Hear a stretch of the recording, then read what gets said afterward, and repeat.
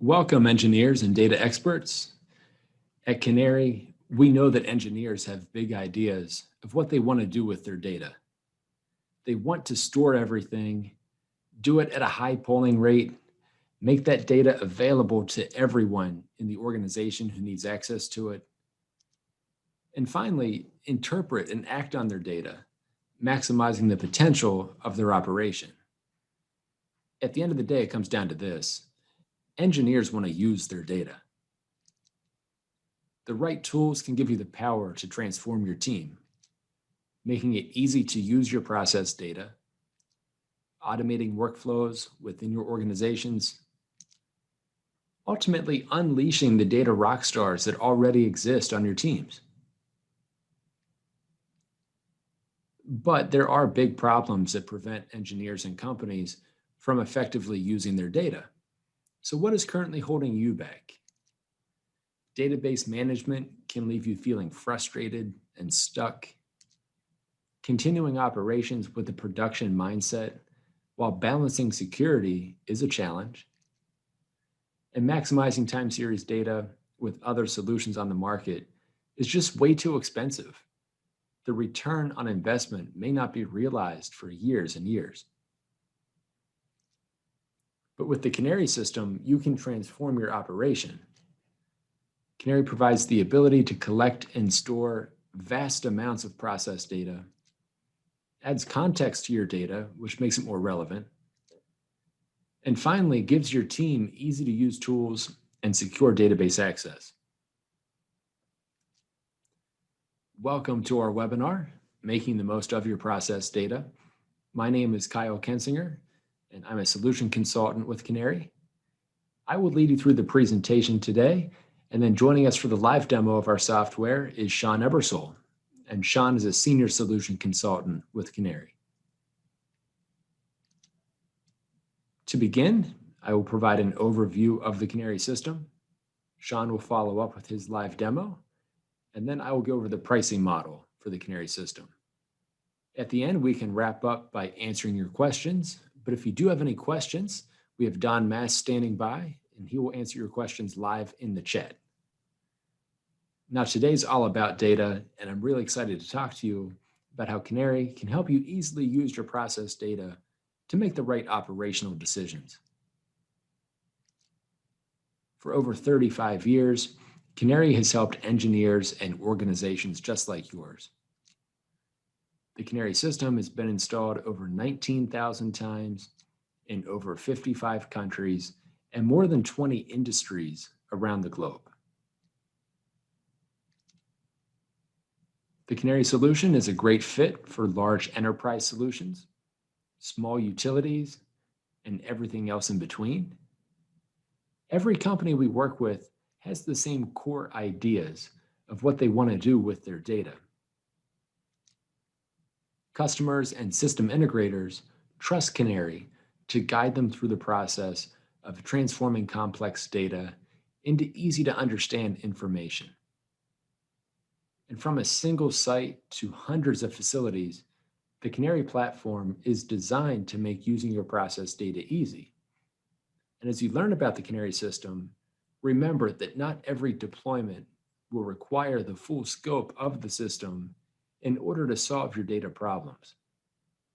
Some of our clients solve many of their problems just by utilizing the simple trending tools in Axiom, while complex solutions love how Canary can help them adjust tag naming structures and organize tags into asset models. So let's take a closer look at the Canary system. We guide our customers to success by following 3 simple steps. And the first step we'll talk about today is collecting and storing your data.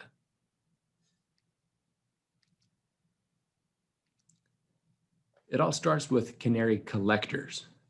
These data collectors help you reach out to all industry standard protocols, making it easy to log data directly from your process into our system. And we do not charge for data collectors.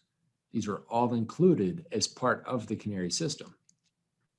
We work with MQTT Sparkplug-B, OPC UA and DA, various SCADA systems, SQL databases, CSV files, and Web and .NET APIs make it easy to create your own custom collectors.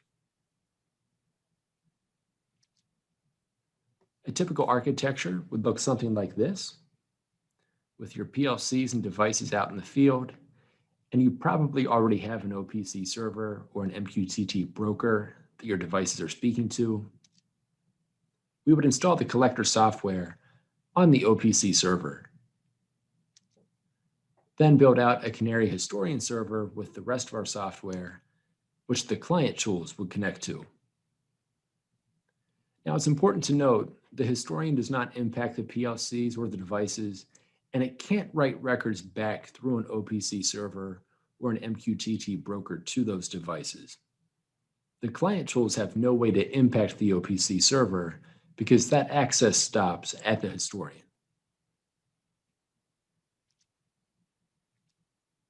Now we'll talk about our store and forward technology.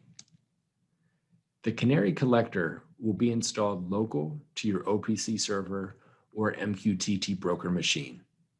We also install the sender service.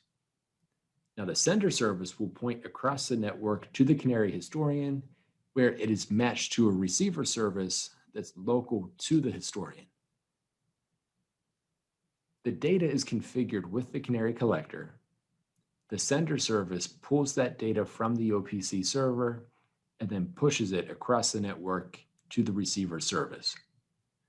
The receiver service checks it into the Historian and communicates to the sender that the message was received and written to the database.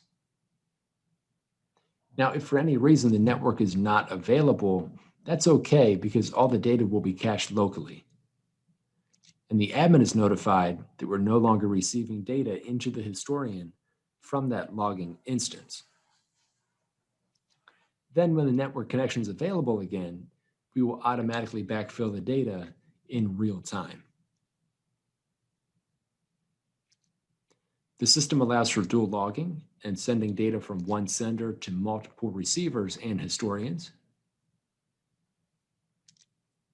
And when we talk about collecting and storing your data, it all comes down to the database. And the Canary Historian is a NoSQL time series database specifically built for process data and industrial automation. The Canary Historian has been optimized for performance, and best of all, no database administration skills are required to maintain the Historian. Plus, it's highly scalable. So whether you're tracking 100 tags or 2 million tags, it's the exact same software install. All that changes is the licensing. You can dual log and use Historian mirror service to mirror data from one Historian to another. Looking at how this would fit within the architecture, the mirror service on the corporate Historian pulls the data on schedule and it can save on bandwidth, while dual logging pushes data in real time to the corporate Historian. No matter how large your system gets, the performance remains constant and does not degrade over time. You can achieve over 1.5 million writes per second, and you can read over 2.5 million reads per second out of the Historian.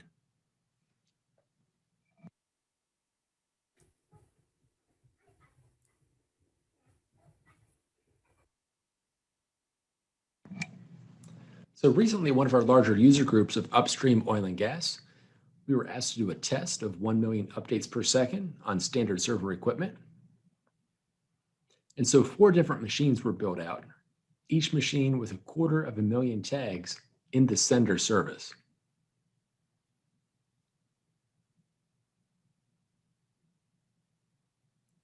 And they're all pushing across the standard network to a 1 million tag Historian.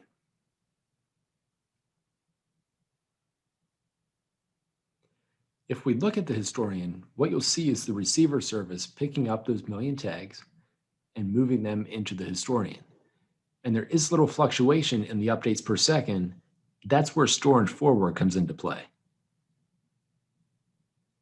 So we ran the test and monitored the machine resources, On a basic server, 6 core, 3 gigahertz, what we were looking for was maintaining our CPU usage under 20% and keeping the memory somewhere between 50 and 60% on the machine. And throughout the course of the test, we were able to do this with just a basic off-the-rack server. Okay, so maybe you're wondering, what is a tag? Well, a tag's a single stream of time series data, also referred to as points, channels, or items. And it consists of TVQ, a timestamp, value, and quality, and also metadata properties. These could be engineering units or high-low set points. They're all fully customizable data properties. Once all the data is written to the historian, it's important to start thinking about how we will compress it in order to keep our data footprint as small as possible. And Canary's developed a unique lossless compression algorithm with best-in-class performance and 3 times data compression. Now, because it's lossless, we are never interpolating data, never cutting data values. The unique raw values are being stored every time. So in review, when talking about collecting and storing your data, the Canary system is out of the box ready, meaning everything is pre-integrated in the Canary system. Between store and forward and lossless compression, you never have to worry about data loss. And ultimately, we've created a database that you can depend on. So that wraps up the first step.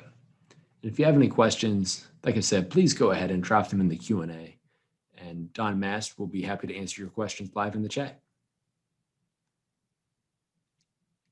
Now, step number 2 is all about assigning context to your data. The common problem that we see many companies face is something like this. They've got a piece of equipment, maybe a site or a SCADA system, with a tag naming structure that's being followed and written into the historian. And then somewhere else in the organization, there's another piece of equipment or a site or a SCADA system that's doing the same thing, but it's using a different set of tag names while also being stored in the historian. Now, normally this won't impact production. The operations will likely work just fine, even with different naming conventions.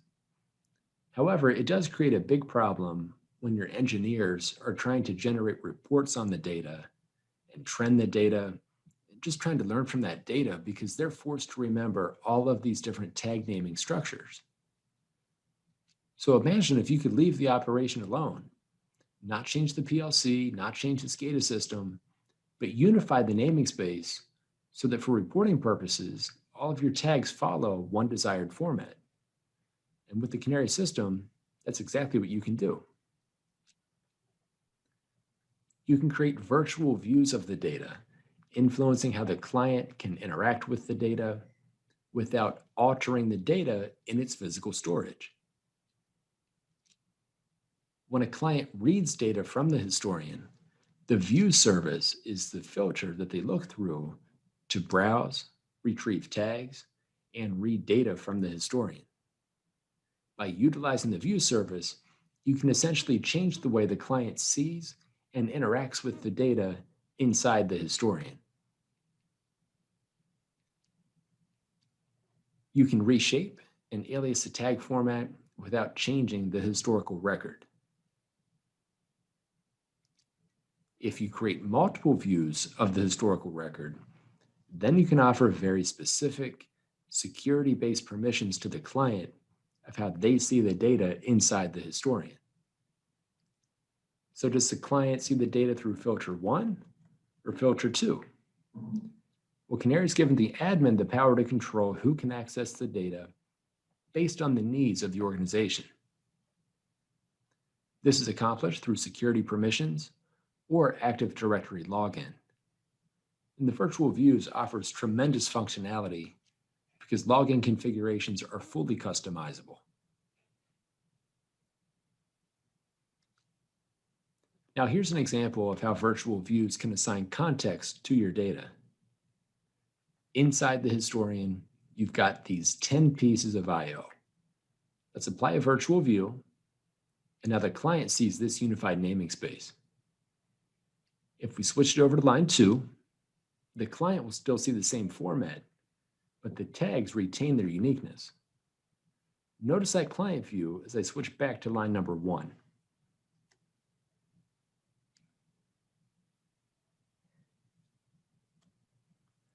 The client sees a structured, unified naming space, and remember the PLCs or devices never needed to be touched or altered in any way. So maybe you're wondering, how do you create the virtual views? Well, regular expressions give you the ability to restructure tag names while maintaining tag uniqueness. And if your tag names don't have as much logic as you would like, that could be supplemented through reading a CSV file or a SQL database that may already exist within the organization. Okay, so what else can be done with virtual views? Well, once tags have been restructured and a unified naming space has been established, you can also create custom asset models to further empower your team and really unleash those data rock stars. And I bet your organization's already talking about your equipment from an asset viewpoint. So let's say you have a site with 3 lines, and your lines are made up of boilers, fillers, and water mains. It might look something like this. Notice how line 2 has 2 fillers, and line 3's got 2 boilers. So how can we use virtual views to capture all the assets on this site? Well, we have the unified naming space for the tags. And notice in this particular naming space, the second branch of the tag name tells us what the piece of equipment is and the instance or count of the equipment. So you see line 1 has a boiler with 3 tags, a filler with 5 tags, and a water main with 2 tags. You can use the virtual views to create common tag names and then group them into assets. So going back to the site example, we've got 4 boilers. So let's see how virtual views would handle this particular asset. Using that unified name spacing model that we've built out, you've got line 1 dot boiler 1, and then the 3 common asset tag names, and the same with each of the other boilers on the other lines. Now, common tag names with unique identifiers show you exactly where the asset is and what else it impacts. All right, so what's the benefit? Well, beyond giving you better organization, it gives your team the ability to make specific requests based on asset types. For example, you can say, show me all boiler temperature tags. But more specifically, it helps automation experts automate their workflow. Filtering based on asset tag conditions means you can immediately see all boilers with a temperature that's outside of a desired range. There really is power in the ability to automate workflow and easily use your process data because you no longer need to hunt for information, but can instead quickly generate reports with the information that you need. It's key to point out that models do not break if the assets don't match up perfectly. And if you have a dynamic process where you're constantly bringing assets online or offline, the virtual views looks for tags to be dropped out of the historian, and it updates your model automatically.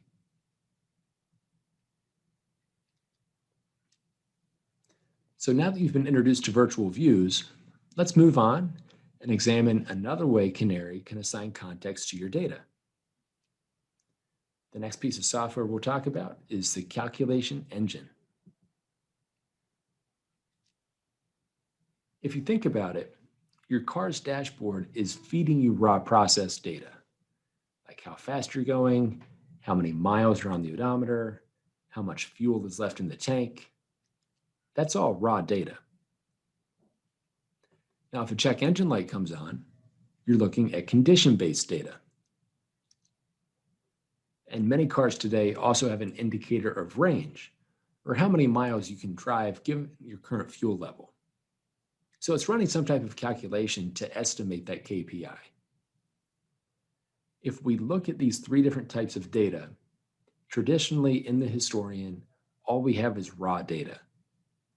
But if we have these raw data tags and group them into assets, now we can create other calculated tags of condition-based rules and calculated KPIs. The calculation engine is powerful because you can deploy a single calculation to all instances of an asset type. It runs in real time while also backfilling. And more than 70 functions are available. If we look at our asset tags of a boiler, we see we have a temperature tag. So every 5 seconds or 1 second, it's pulling to get that new temperature. So we could run a calculation anytime there's a boiler. We'll ask it to use the temperature tag and give us an average 60-minute temperature for the tag. For the filler, we could use the out bottle count and out bottles rejected to determine the percentage of rejected bottles.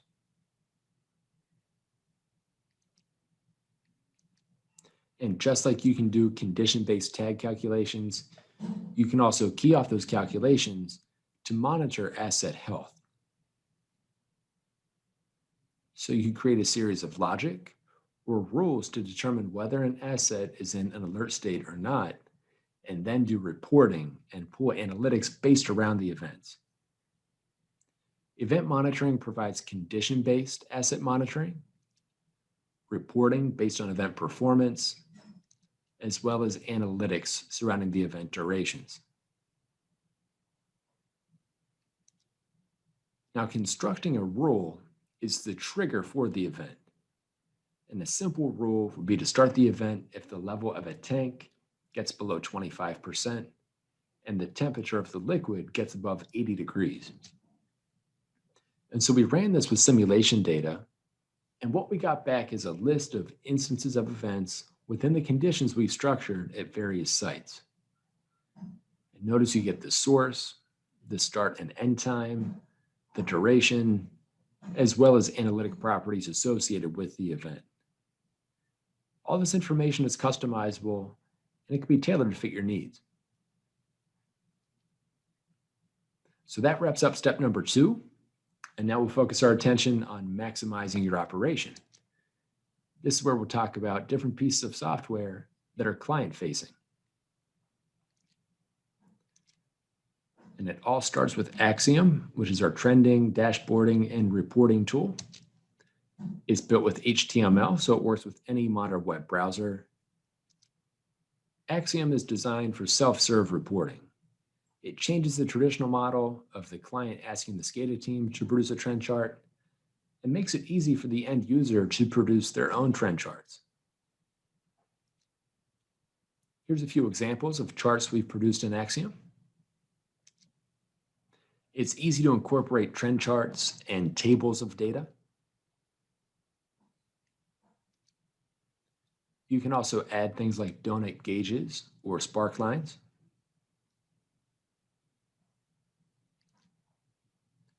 The drag and drop design features make building dashboards a breeze. And remember, because it's HTML based, Axiom is accessible from a cell phone or a tablet out in the field. It can be used to build applications that are less about trend lines and more about looking at data tables or graphs. We like to say Axiom is a completely blank slate that allows you to customize and build out whatever it is you need to visualize. And you'll see this in Sean's live demo in just a few moments. The Excel add-in is another great tool in the Canary system. And we realize that many members of your team are already using Excel. The add-in enables you to connect your Canary data to Excel. This helps quickly solve reporting needs and gets raw and aggregated process data out of the historian and back to your customers. It also gives you the ability to build event monitoring on the fly. So here's an example of just how easy the Excel add-in is to use. Here's how you'll get a tag list. Put those in column A, click last value. And just like that, in just a few clicks and a few seconds, you've got the last known value for more than 500 tags. The Canary system makes it easy to get data out of the historian and into other systems and pieces of software. And that's where Canary connectors help.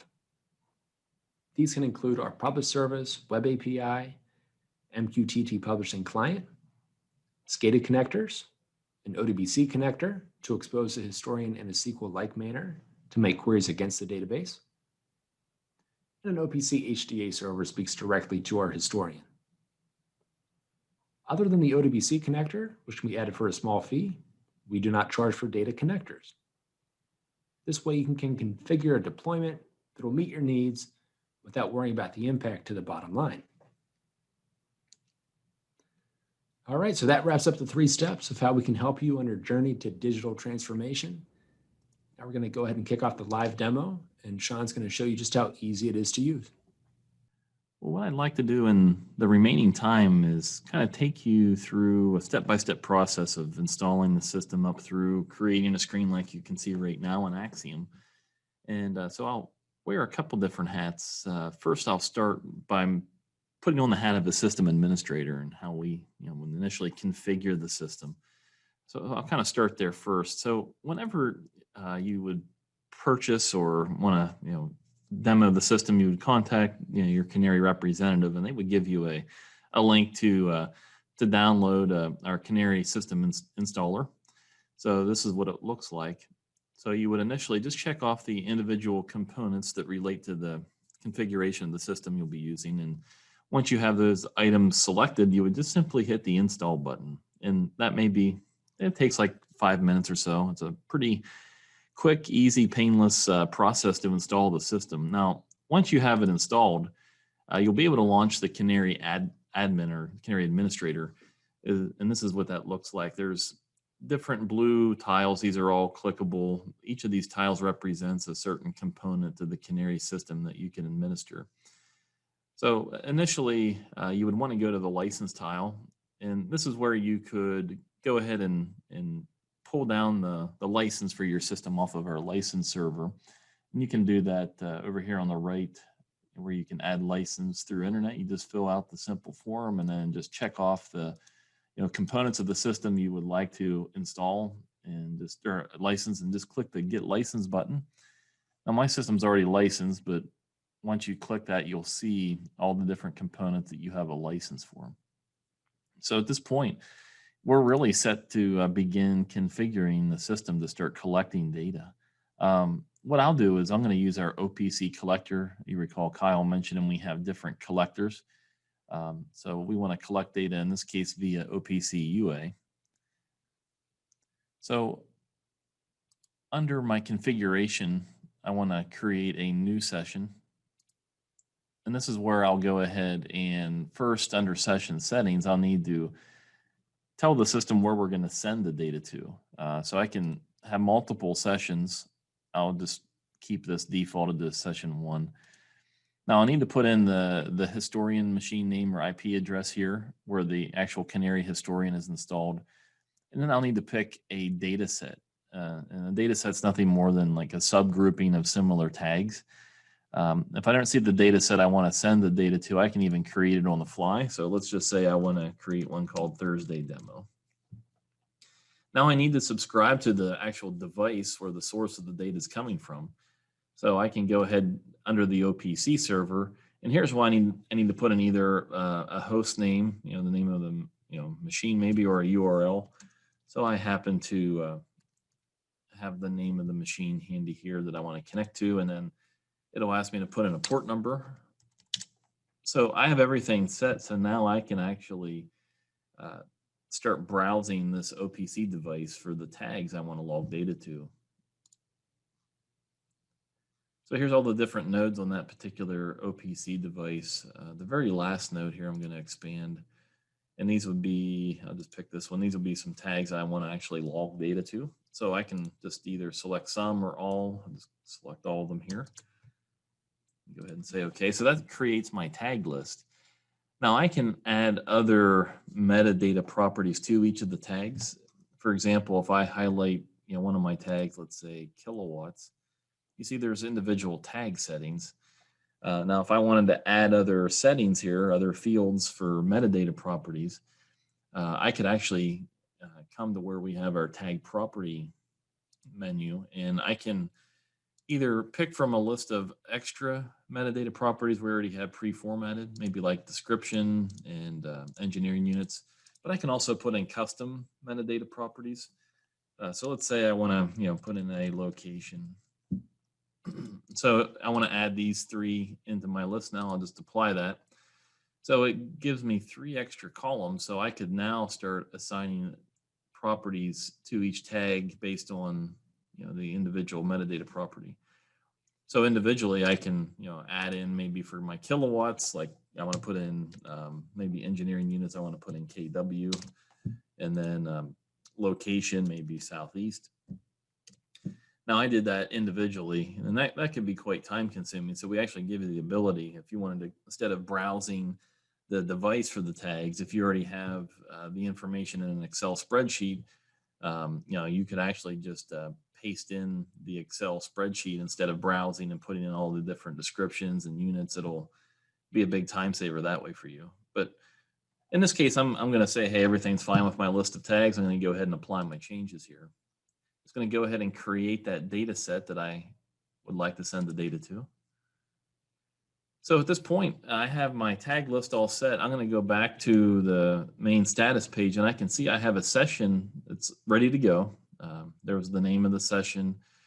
Now I can have different groups within a session. So if we wanted to have different, maybe logging rates and things of that nature, I can have multiple groups. But here's my 45 tags. So I'm just going to hit the play button, and that's actually going to start streaming that data from the device into the Historian for data storage. Now, if I want to just double check my work to make sure everything is updating properly, I can go back to the home screen, and here's the Historian tile. I'm going to go ahead and open that up. So these are all my different data sets. So you'll notice here's one called Thursday Demo. That's the one I just created. I can see that I have 45 writers and I have live updates coming in. So I know that it is connected to the OPC server. We're getting data into the Historian, and I can even drill down into that data set. And at this level, I can see all my daily files. Every night at midnight, a new file begins with the following day's data. That's where that'll be stored. But I only have the initial one here for July 8th, and I can drill down into that file, and I can see here's all the tags that we're logging data to. Maybe just to show you, here's my kilowatts tag, for example. I can see here's all the values coming in. Kyle mentioned we store each value as a TVQ, timestamp, value, and quality. And we even provide the type of tag. Now, for each highlighted tag, I can also see properties. So if you recall, we had put in engineering units and location. So those are the extra metadata properties associated with that tag. But I can see my work really as a system admin is complete now. We're successfully logging data. So what I'm going to do from here, we're going to just go ahead and go back to Axiom. And keep in mind, Kyle mentioned Axiom is browser-based. Now, going back to my desktop, I also have the Axiom thin client installed. So I know there's some organizations with restrictions on browsers, et cetera. So we have, a regular application that you can launch. Regardless of how you launch it, whether via the browser or the thin client, all the functionality is the same. So in this case, though, I am using a Chrome browser, and I have an existing dashboard, or we call those applications, already pre-built, and that even assigns that a URL. So this can come in handy even in third-party tools that have HTML capability. They could actually launch this application based on this URL address in a different program, for example. But for the moment here, I want to create a brand new application. We'll just show you how you build something similar. So I'm going to go to my main menu, and we're going to go ahead and create a new application. So I get a screen like this. This is the design tool. I'm gonna just make the size of the screen fit my monitor. Every control has a properties menu. If I wanted to fine tune the height and width for the pixel dimensions, I could do that here. It is important that you define this before you start building the application. That way I know exactly how much real estate the end user is going to have on their device. So I make sure everything fits appropriately on their screen, because they could have something like maybe an iPhone, for example. So I'd want to make sure that I create a screen resolution to match the device that they're going to use that on. But I'm just going to match the size of my screen here. So now that I know the area of the screen I'm working with, I can go ahead into the first menu. These are all our different controls, and these are all drag and drop design tools. Now, a more robust control we have is our trend graph control. I'm going to drag that in first here, and I'm going to resize it just so you can see the screen better here. So the first thing with a trend graph is I can add trends, and it'll allow me to browse the server. So here's my server. I'm just on my local machine. And then here is all the raw data under the Canary Historian. Now, if I expand that, these are the different data sets. So if you recall those blue tiles, and I actually created the one called Thursday Demo. So as I kind of drill down, I highlight the Thursday Demo data set. And here are those 45 tags that we were working with earlier. Now I could select any of those tags that I'd like to add to my chart. I'll just pick the first 4 here, for example, and go ahead and add those and close our window. So immediately it adds those 4 tags to my trend chart. Now I only have just a couple minutes of data, because you just watched in real time. I started subscribing to the device and started logging data just a few minutes ago. So I don't have a lot of history for these tags, but they are trending live on my chart. So what I'm going to do is just to make this a little more understandable, I'm going to just remove those tags, and I'm going to go ahead and search for tags that have some history. I think I'll pick this particular data set. Now, keep in mind, data sets can have tens of thousands of tags associated with them. So we do have a real easy search bar at the top. So in this case, I know I'm working with substations, and maybe I want to look for some temperatures on transformers. So if I know the name of the tag I'm looking for, maybe WTI, I can type that in here. So now it found any winding temperature tags in that data set. So it's real easy. Maybe I want to just pick the 3 transformer temperatures for this site. So now you can see I have full history trending now for those 3 tags. Now I can determine how much data I'd like to see on my chart. I have user settings that show 30 minutes of data, but maybe I want to see from my entire 8-hour shift. I can update that. So there I'm looking at data over the past 8 hours. Or maybe I'd like to see it more for an entire week. Let's just say 7 days. So I don't know if you've noticed, but it's querying a lot of data from the historian, and doing so and displaying that almost immediately on my screen. This is an entire week of data on data points that are updating every few seconds. So it's a lot of data. Even looking back, let's say a whole month, for example, that'll just take maybe an extra second to load, which it did already. So it's very fast to retrieve the data from the historian and display that data on the chart. I have different what we call cursor modes. Maybe I want to actually go to a zoom feature where I want to zoom in on a particular area of the chart, and then that'll drill down, and now I went from 30 days to a little over 3 days. Maybe I want to keep zooming in, maybe on this section here. I wanted to see maybe why there was a drop in temperature. So I'm down to about 12 hours, for example.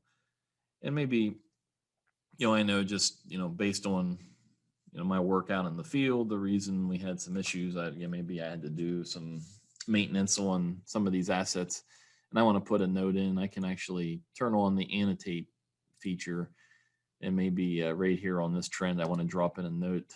Maybe I had to, I don't know, let's say recalibrated the sensor. Something real basic, or I could have paragraphs of information. Either way, the nice thing is once I save it, that stores on that trend chart or I should say it stores within the historian database for that point in time. So somebody else that pulls in this trend later on in their chart and goes to that point in time, they can even open up and see when that note was added, which user added it, and they'd have the ability, they'd be signed in under their own user, and there'd be an add option to add more notes if they needed to keep an ongoing maintenance log, for example. So we have all those features built in there. A couple other things before we get into some other controls, just on the trend chart, there's so much you can do within a trend chart. Maybe I just want to do some real simple analysis where I'd like to just drag one trend over the other, just real quick to compare the two temperatures. Whenever I move a trend off of its axis, I'll get an option to auto band it if I want to put it back where it started. Or I can even do a more permanent band where I can just left click on the scale and it'll allow me to band trends together. So maybe I want to band this trend with the blue trend. So now I have those banded together on the same axis. So there's different ways to compare real quick on the fly. And maybe I'd like to compare maybe my top temperature here, the red trend. I want to compare it with how it was performing 30 days ago. So I can actually add the same trend a second time, which was this trend, the very top one. So you can see I added that here at the bottom. So I can actually come in and make some adjustments here real quick. So the top two trends are the same identical trend, but the very top one, what I want to do is I want to rename this. Maybe I want to call it, maybe I want to look at the temperature 10 days ago. We'll say 10-day history. That's what I'll call that one. Maybe I want to make the thickness of that a little thicker. And then I can do a time shift. I want to go back 10 days, for example. And I want to band those two together. So I can see 10 days ago, my gray trend at the top, the temperature was running at a higher level, almost 20, 25 degrees higher, or 30 degrees higher. So I know there could have been an issue. Maybe there's something happening where we're losing power, losing temperature. But that's just how you can do a real quick, easy comparison on historical data.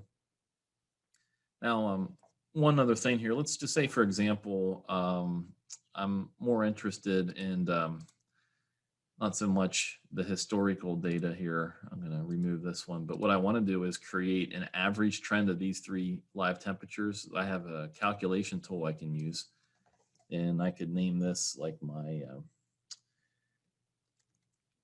temperature 30 day.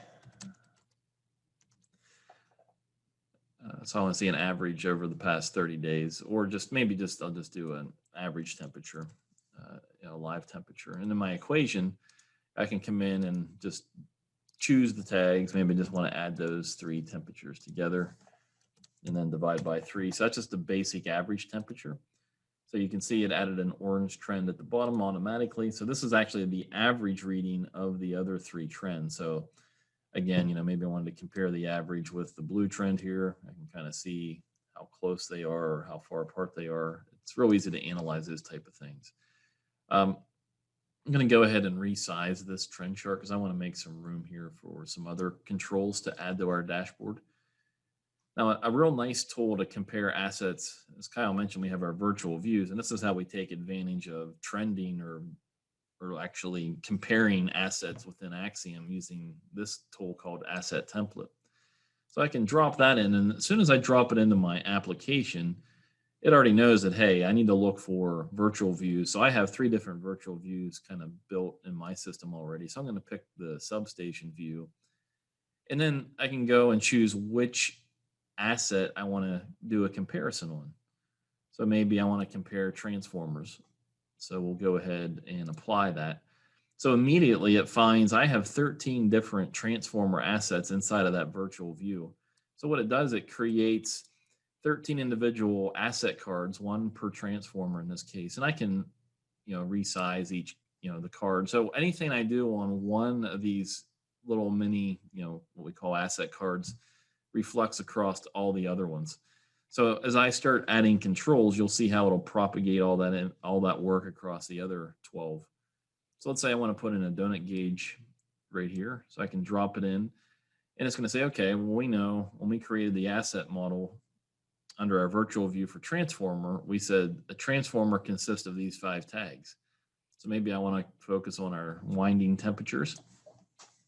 Again, as you can see, I have 13 gauges showing live temperature readings now, one for each of the transformers. I'm going to make this a little bigger. And then what I'll do is, now that I have the gauge inserted, I can go ahead and adjust properties. So let's say I know that my maximum scale should be a little higher. I'll make it 150. So now you can see I have a little room in my graph here, my chart. And maybe as well, I'm interested to know what are my problem assets and what would be considered a high limit. So for example, I know if the temperature maybe gets above 105, we'll actually say greater than or equal to, I want the color of the scale to be red for that high scale. And then maybe then anything under, less than 105, I consider that to be in a normal range. So we'll just kind of make it a basic gray color. And then finally, if the temperature maybe drops below 98, I'll say less than or equal to, then it's going to be more of a blue color. And I'm going to hide the limit ranges themselves, because what that does then, it just makes the gauge itself reflect the state that it's in. So I can really quickly see, okay, there's a couple high temperatures. Oh, here's a low temperature, for example. So that's one way I can add some more context to the actual control. Now from here, maybe I'd like to add some other controls, such as maybe a spark chart, for example. I'll drop in the spark chart. And maybe for this one, I want to look at the input kilovolts. Okay. And that gives me just kind of like a mini trend of the data. Now I can go into my properties here, for example. Maybe, first of all, I want to make the color maybe more of this shade of blue.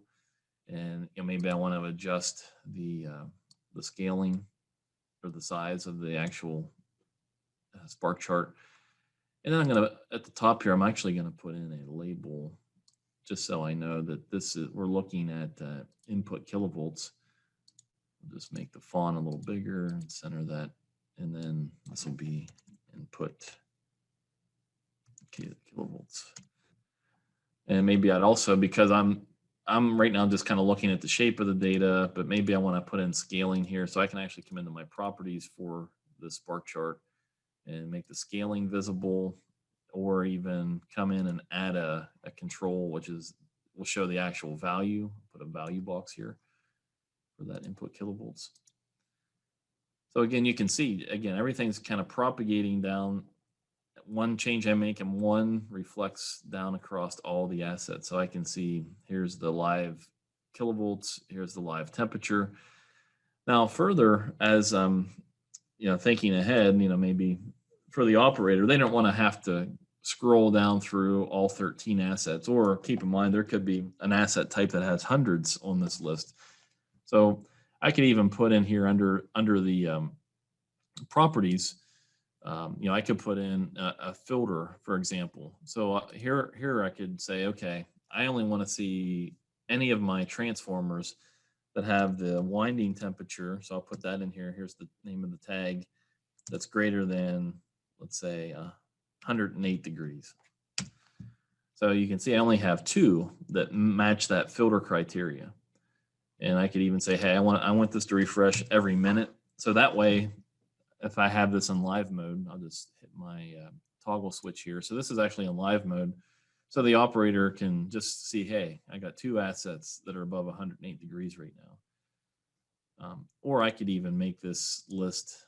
I could add another filter. I could say, well, I want to see maybe anything above 105, but I also would say, hey, let's sort this list by winding temperatures, and we want them to be in descending order. So now the highest temperature is at the top of my list, and I made it anything above 105. So now I have 4 assets. So I can see, the problem was at the very top of my list. Maybe I want to see all of them. I'll just remove that. So now I can see all 13 at once here. So that's the asset template. A couple other controls here real quick. We can also put in things like a grid, which is kind of like a little, I like to refer to it as like a mini spreadsheet here. So, I can resize it. And again, I have the properties menu for my grid. I can adjust how many columns I want. I'm going to just make this a real simple 2-column grid.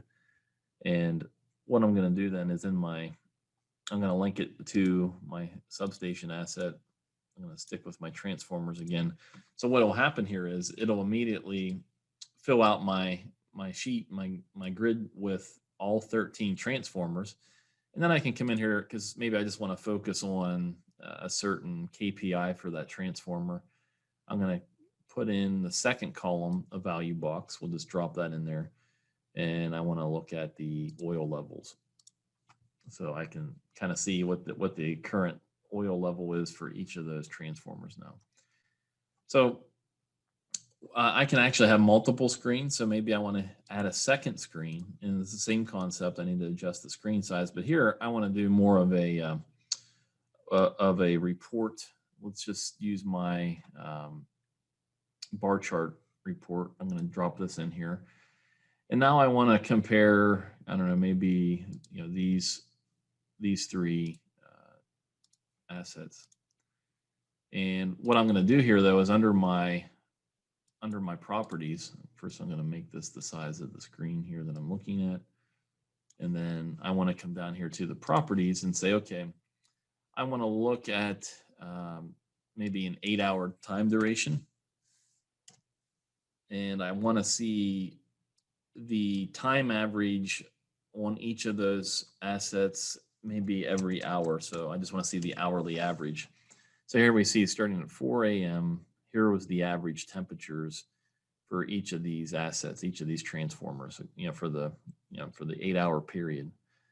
So this could be my report I want to have on my second page. Now, what I'm going to do is I'm going to save this for future use, and we can save these under different directories, a public, private, or read only. I'm just going to save this, make it available for everybody, and I'm just going to call this, we'll say transformer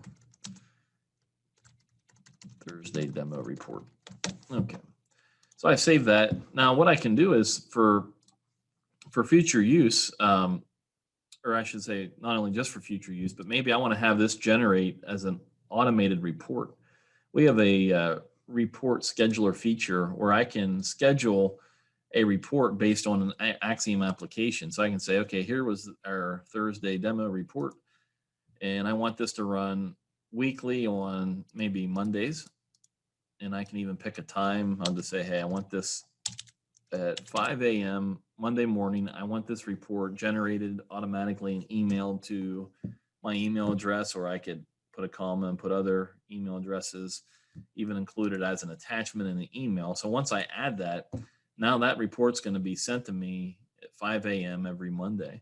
So I'll get a screenshot of this report in my inbox. So much more we could talk about, but I know, Kyle, you had a few things to finish up with, so I'll switch back over to you. Thanks a lot, Sean. I just want to wrap up the webinar today by going over the pricing model for the Canary system. The Canary system includes everything we've discussed. It's all prepackaged and integrated in the Canary system. And remember, we never charge for data collectors. So querying or reading data, it's always free. The only thing we license are the number of tags for the historian and the user licenses for our client tools, which would be Axiom and the Excel add-in. And we are very transparent with our pricing at Canary. So if you visit our website, you can use a pricing calculator to build out your system needs and see your pricing options immediately. The first thing to decide is who will host the data. Either you can host in your own cloud solution or on-premise, or the data could be hosted in the Canary Cloud. And then select the exact number of tags and clients needed. So here's an example of a base solution. It includes 100 tags and 1 concurrent client license. The upfront purchase price is $4,000 US, or you can subscribe for $135 per month. Tags are priced at $1.50 per tag. This is an example of a 5,000 tag system that would have 3 clients. And once your system hits 40,000 tags, you've unlocked an unlimited tag count, and your system can continue to grow without paying for additional tags. We can also provide a quote for an enterprise license agreement upon request. This would provide an unlimited number of Canary systems with all licensing restrictions removed. And getting started is easy. We offer free proof of concepts and free 90-day trials. Once you've tested the Canary system, you can rest assured knowing its price is just a fraction of the cost of other solutions on the market. And finally, when it comes to training and deployment of the system, we offer free support for 1 year after purchase. This way, you can feel comfortable training your team and deploying the system with success. We want you to be confident in knowing you're getting the most out of the Canary system.